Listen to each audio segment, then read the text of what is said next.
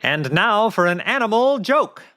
What do you get when you cross a shark with a snowman? I repeat, what do you get when you cross a shark with a snowman? The answer is going to be revealed at the end of the episode. But first, get your ears ready because it's the happiest animal show on planet Earth. The happiest animal show on planet Earth. Do you want to be sad? No! Do you want to be glad? No! Wait, yes! Well, it's the happiest animal show on planet Earth.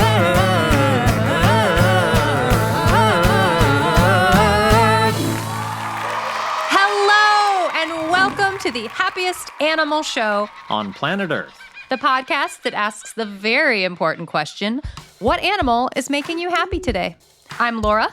And I'm Rob, and we are a sister-brother pair of zoologists, filmmakers, and songwriters.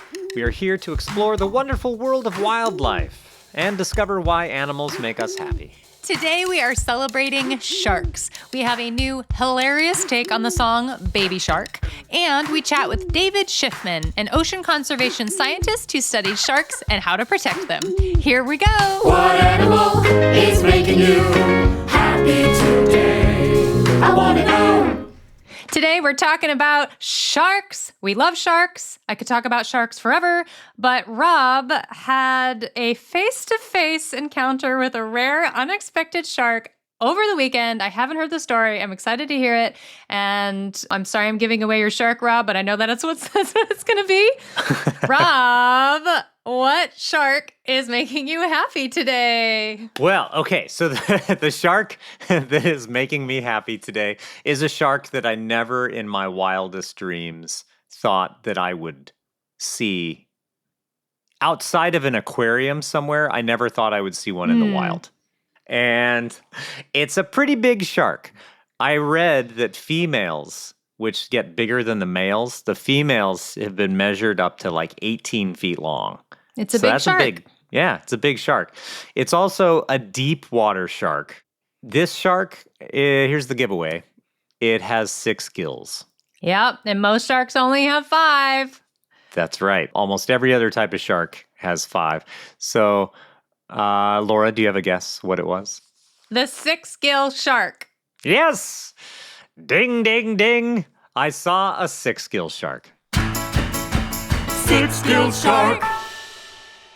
And wait, specifically, is this the blunt nose 6-gill shark? Yeah, it is the blunt nose 6-gill shark. Great. Tell me what happened. I just know that you saw one. Yeah. So I've always heard about them in the Puget Sound. Which is in Washington, kind of by... Yeah, it goes from like British Columbia down to Seattle, down to Olympia, Washington, on the Pacific coast. Okay, what happened? So there's a spot. It's called the Hood Canal. There's a spot right off the side of the highway where you can just sort of pull your car off and go scuba diving. There's a specific place called Octopus Hole, and I went there with my friend Jeff, and we jumped in the water and we swam down, and there's this rocky wall that we were exploring. And Jeff right away noticed there was an octopus den, and we could tell because there were pieces of crab all over the place. So somebody was living under a rock there and had been chowing down on crabs and just leaving chunks of crab everywhere. Okay. So I got down with my flashlight and I looked under this rock, and sure enough, I could see these big suction cups. We could see through the crack that there's this big octopus in there, and we were taking turns checking it out. So Jeff would look, and then I would look, and then we were trying to see if we could see more of the octopus or see its eye peeking back at us. Yeah. And while Jeff was taking a look, I turned my head to the right, and I suddenly realized there was someone else with us. Whoa. I was face to face with a giant shark, and I just started screaming with excitement because I knew what it was. The only shark that I was going to encounter down there was a 6-gill. I'd heard rumors of them, but it always seemed like it was a shark that you had to be the luckiest human on earth. You had to win the lottery to see it in person. So I never expected that would happen. But it was just suddenly there hanging out with us, almost like he was just wondering what we were doing. What's in the rocky place there? Yeah, what's going on, guys? You just looking for octopus? Me too. And I think, honestly, that's maybe why he was there. Do they eat octopus? I think they do. And so I wonder if it was just kind of cruising past, checking out spots that smelled good. Like, because I assume that it could smell that there was an octopus nearby. I'm picturing you turning and seeing the shark and just screaming in your mask, like a high-pitched giggle scream, like, ah! Yeah. Ah! It was like that. And it wasn't afraid of us at all. It was just super curious. And it was as slow as you could possibly imagine. It just inched past us. And we watched it just slowly go down. Wow. And you could count its gills. 1, 2, right? 3, 4. Yes. 5. One more? 6. Yep, that's it. And then it just disappeared into the depths, into the murk, and it was gone. And we never saw it again. Wow. And so the whole encounter lasted maybe less than a minute. But I couldn't stop screaming the whole rest of the dive because I couldn't believe what had just happened. Like it just didn't seem like it was real. When I turned and it was just staring at me, I could have put my hand out and touched its nose. Whoa. It was that close to me.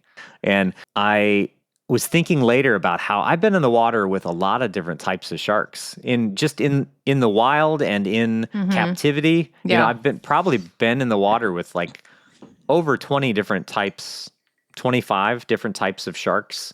But this was the most exciting of them all because it was completely unexpected. Like when I went to see whale sharks, it was amazing. But I went to a place because there were whale sharks were going to be there. Here you were looking for an octopus. You turned your head and there was a shark next to you. Yeah. That's so that's cool. the shark that's making me happy. As it should. I'm going to talk about my shark in a moment, right after this. It's time for everybody's favorite game show. Name that sound! What is making this sound? What? Oh, yeah! I can't believe it! Are you kidding me? Is it A, Rob seeing a six-gill shark underwater? B, Rob seeing a six-gill shark underwater? Or C, Rob seeing a six-gill shark underwater? And the answer is... it doesn't matter. You got it right. It was Rob seeing a six-gill shark underwater. Thanks for playing everybody's favorite game show. Name that sound! And we're back. Laura, give us some clues. Tell us what shark is making you happy today. It is a small shark. It is named after a dessert. A dessert that I like to eat a lot. And I bake a lot. Sometimes with chocolate chips, sometimes without. Sometimes it's gingerbread. Sometimes it's sugar. These sharks, when they take a bite out of their prey, they leave a perfect circle bite out of the side of their prey. And they can glow. They glow in the dark. It's a pretty cool shark. Yeah, there's Rob? a lot of good clues there. Oh, Rob, what is it? Are you referring to the cookie cutter shark? I am. It's a cookie cutter shark. Cookie cutter shark. Cookie cutter sharks. What a great pick. Tell me, why is the cookie cutter shark making you happy today? It's such a funny name. I love to eat cookies. I really do. And also, it's a small shark that glows in the dark. Great. Like, that's just so awesome. Yeah. That doesn't seem right. It doesn't seem like that should exist. Yeah, I was just looking up a description of cookie cutter sharks. I've never seen one personally in the wild, but the cookie cutter shark is pretty small. It has a darker top, and then underneath is a little bit lighter, but that underneath will glow with bioluminescence. Like a swimming flashlight. Like a swimming flashlight. It has small fins on the back of its body. It has large green eyes. It's Cool. usually in the deep water. Like a sixgill, it's a deep water shark. And then at night, it'll come up shallower head up toward the surface to eat and get prey.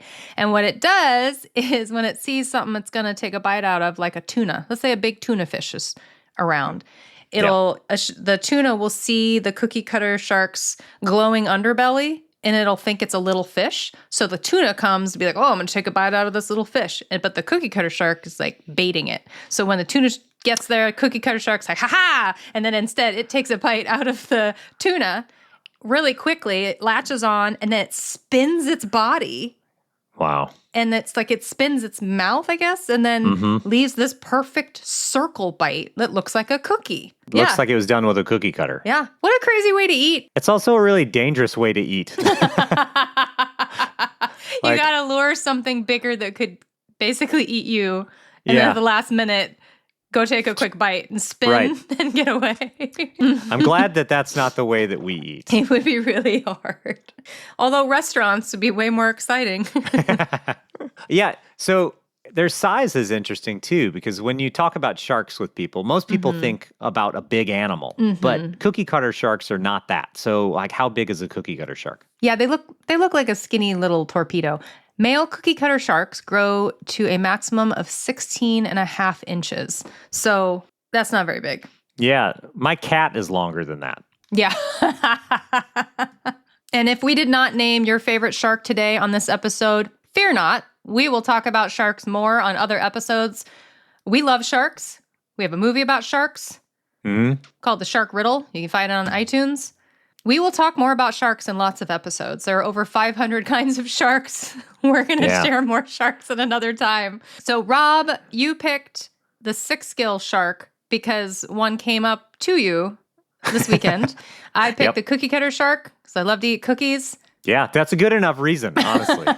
You don't have to overthink it. And those are our picks. And now it's time for a song. We all know Baby Shark, right?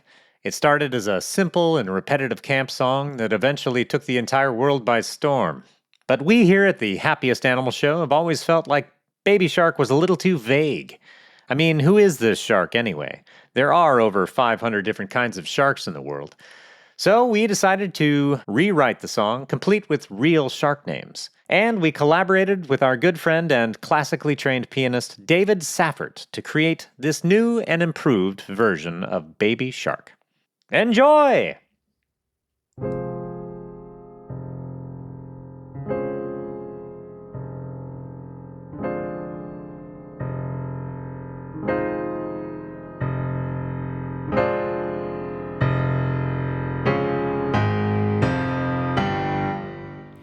Cookie cutter shark, cookie cutter shark, cookie cutter shark, cookie cutter shark, shark, shark, shark, shark, shark, shark, shark, shark, shark, shark, pajama shark, pajama shark, pajama shark, pajama shark, shark, shark, shark, shark, shark, shark, shark, shark, shark, shark.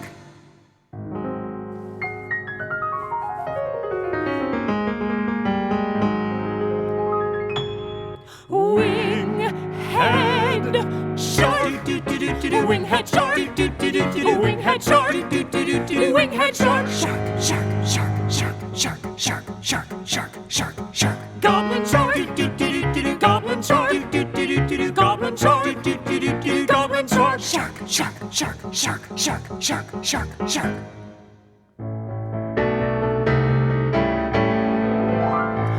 Wobbegong shark, wobbegong shark, wobbegong shark, wobbegong shark, shark, shark, shark, shark, shark, shark, shark, shark, shark, bignose shark, bignose shark, bignose shark, bignose shark, Cookie cutter, Pajama, winghead, Goblin, wobbegong, bignose. and so many more. There are over 500 different kinds of sharks. Before we get on with the show, here's a quick message for the grown-ups. And we are back. It's that time in the show for the Happiest Fanimal, where a fan like you gives us clues for what animal's making them happy. Today's submission is from 8-year-old Leonard from Portland, Oregon. Here are Leonard's clues. Clue number 1, they are social animals. Clue number 2, they swap their shells. Clue number 3, they are not true crabs. Clue number 4, this animal can be a pet. What animal's making Leonard happy today? It's a hermit crab. Hermit crabs are making Leonard happy because they're cute, they have cool shells, and Leonard wants to get 2 to have as pets. Why have 1 when you can have 2 when it comes to hermit crabs? All right, thanks, Leonard, for your submission. And grown-ups, if you or your family would like to submit a Happiest Fanimal, visit our website at happiestanimalshow.com. Today's special guest is David Shiffman, an ocean conservation scientist who studies sharks. Thank you for joining us. Hi, David. Hi, it's good to see you guys and good to be here. David, big question. What Yes. animal is making you happy today? So one that I'm really excited about that I got to see just last week was a great hammerhead shark. Great hammerhead shark. I absolutely love sharks, as anyone who knows me knows. My favorite shark is the sandbar shark, but my second favorite shark is the great hammerhead. And this past week, I took my Georgetown undergraduates down to Florida over their spring break, and they lived on a research vessel with me for a week, and they got to go snorkeling, and they got to fly research drones, and we got to do some shark research, and we caught an 8-foot-long great hammerhead shark, and people just went absolutely nuts. I love these animals. They're so weird. They're so cool. They're of significant conservation concern. They're considered critically endangered. Okay. And some of my graduate school work led to improving their protections in the state of Florida.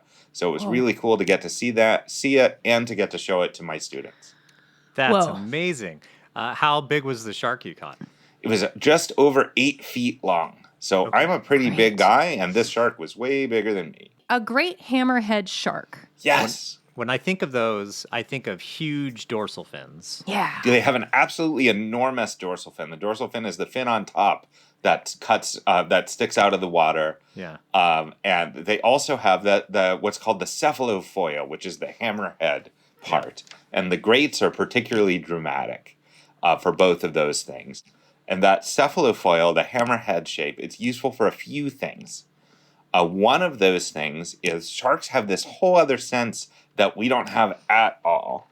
I mean, we can't sense this at all, and they have a sense for it.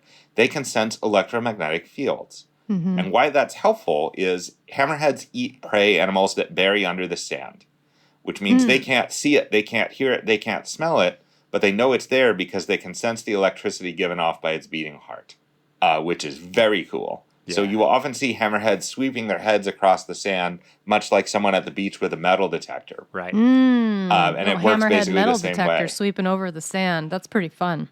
They also use that to pin flat prey against the bottom when they can munch on it. Right. So it's really cool. I think of them going after stingrays. That's what I Yes, think is exactly their favorite right. food. Oh, they like to eat stingrays. And I once saw a hammerhead shark that had 44 stingray barbs in its face. What? So the stingray, I don't know if any of you or your listeners have ever stepped on a stingray and gotten stung. It's no fun. I hope it doesn't happen to you. Oh. But it does not deter hammerhead sharks because they just keep going. Yeah. Wow. That's like you hear about, a dog going after a porcupine and getting Yes. porcupine quills in the face. Yep. Yeah. Yep, That's yep. like the equivalent, the shark Yeah. equivalent. That's nuts. That's amazing. So you said you were out with your team and you caught a great hammerhead last Yes. week. Did you release it back into the ocean? We did, yes.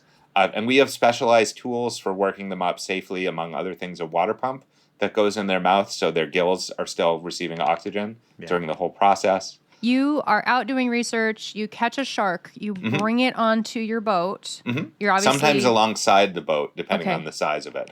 But the boat has a platform off the back that's under about a foot of water, which means the animal is still in water and can breathe, but Okay. we have something we can stand on. Yeah. And then what kinds of things are you hoping to learn from a shark that you bring We onto your learn boat? lots of things from sharks, and there's so much we still need to know. Generally, trying to understand very basic things like where do they go? What do they eat? What do they do? What Where are are their you key going? habitats? Yeah, what doing? What Are you putting tags on them to follow them and track them? for some species, yes. For this great hammerhead did get an acoustic telemetry tracker tag on it. That allows it to, when it passes near receiver stations, and we have receiver stations set up throughout Biscayne Bay and South Florida, we can track where the animal goes within that area for about 10 So it's years. listening for them. It's You have listening stations for that them. are listening for it when it passes by. Yes, it's a tag that just says over and over again, this is shark number 217, I'm here. This is shark number 217, I'm here. And when it passes near a listening station, that gets recorded, and we download that about every 3 months. And it's a really cool process. Yeah, and then you're like, shark number 217 was here. Exactly. So we also draw blood, which can tell you a lot of things about the health of the animal and what they're eating. We take a muscle plug. We take a skin sample. There's a lot of different things that can be done from it. There is a new student in the lab that I work with who is doing a really cool thing. And this gets gross really quick, but kids love gross stuff. So I love gross stuff, so let's do it. sharks do not have a butt in the way that people and that mammals do. They have what's called a cloaca, and that's all. That is where Kinda like where the birds. waste. Yes, Okay. that is where the waste comes out, and we're taking Q-tip swabs of the cloaca to try to tell from DNA what the animals were eating and pooping out. So you're Cool. testing shark poop Yep, with a Q-tip. to see what they're eating. I love it. We also catch. There's a new student in the lab who studies shark parasites. Oh, fun. Ooh, So fun. we caught a lot of different parasites off of this particular great hammerhead. Larger animals, older animals tend to have more and more interesting parasites. One was the biggest leech I've ever seen in my life. I fear sometimes when I close my eyes, I'm gonna see this leech. You just pluck it. Did you just pluck it off of the shark? Oh, Yep. the shark must have been so grateful if they Yeah. can I think of nod sharks its in hammerhead at you. those stringy looking parasites that There's some of that on the fins. dorsal fin. This was a lot thicker, Oh, and it wow. looked a lot more like a thing.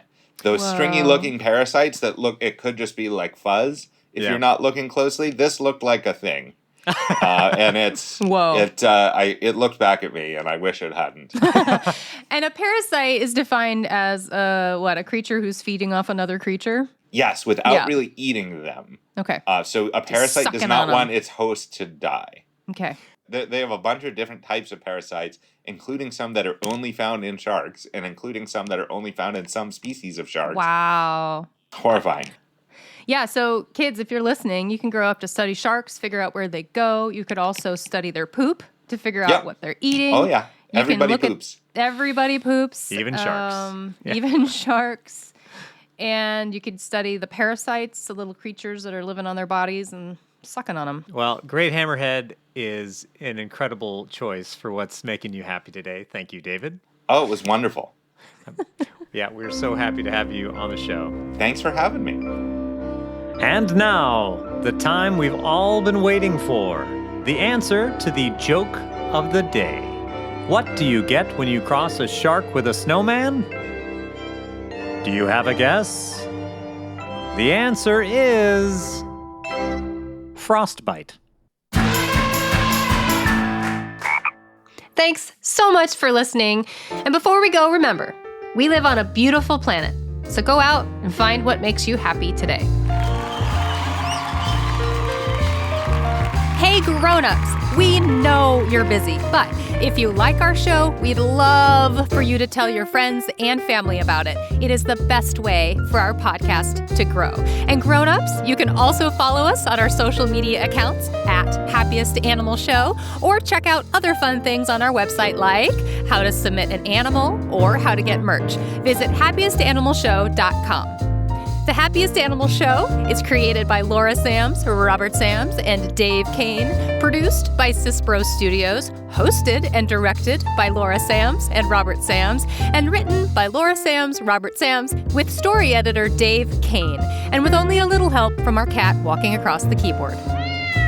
Now let's talk music. Original music is written and performed by zero-time Grammy Award-winning songwriters Laura Sams and Robert Sams, except for the end credits music, which was written by Laura and Rob's Grandma Max. And the joke answer suspense music was written by David Schultz. The theme song was written and performed by Laura and Rob and mixed by Jason Wells of Audio Wells. Thanks for listening. You are the best.